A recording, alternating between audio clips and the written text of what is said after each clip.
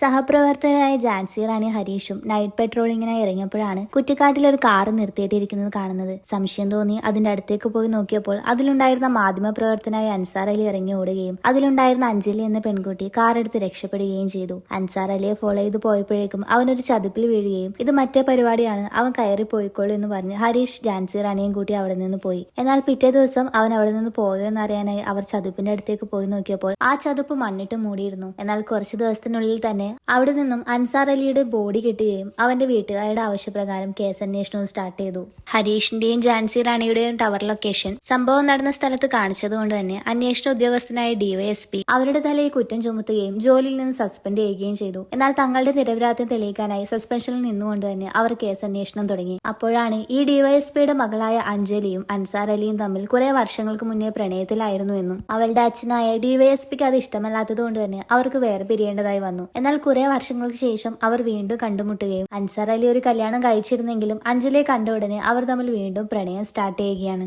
ഈ കാര്യം പറഞ്ഞ ഡിവൈഎസ്പി തന്നെയാണ് അൻസാർ അലിയെ കൊലപ്പെടുത്തിയതെന്ന് അവർ കണ്ടുപിടിക്കുകയാണ്. കൂടാതെ സർവീസിലിരിക്കെ തന്നെ അയാൾ ചെയ്ത ഒരുപാട് ക്രൂരതകൾ ഇവർ പുറത്തേക്ക് കൊണ്ടുവരികയും അയാളെ പോലീസ് അറസ്റ്റ് ചെയ്യുകയും ചെയ്തു. എന്നാൽ എല്ലാത്തിനും അവസാനം ജാൻസി അൻസാർ അലി മരണപ്പെട്ട സ്ഥലത്തേക്കൊന്ന് പരിശോധനക്കായി പോയ സമയത്താണ് അവിടെ നിന്ന് ഒരു പെൺകുട്ടിയുടെ കമ്മൽ കിട്ടുന്നത്. സംശയം തോന്നിയ ജാൻസി ഉടനെ തന്നെ അൻസാർ അലിയുടെ വീട്ടിലേക്ക് പോവുകയും അവളുടെ വൈഫിനെ മീറ്റ് ചെയ്യുകയും ചെയ്തു. അവൾ കരുതിയതുപോലെ അൻസാർ അലിയെ കൊന്നത് അവന്റെ ഭാര്യ തന്നെയായിരുന്നു. അഞ്ജലിയുമായുള്ള അഭിഹിതബന്ധം അറിഞ്ഞതുകൊണ്ട് സഹിക്കാൻ പറ്റാതായതുകൊണ്ടാണ് അവൾക്ക് അങ്ങനെ ചെയ്യേണ്ടി വന്നത്. അവളുടെ അവസ്ഥ മനസ്സിലായതുകൊണ്ട് തന്നെ അത് പുറത്തു പറയാതെ ജാൻസി ആ വീട്ടിൽ നിന്ന് ഇറങ്ങി.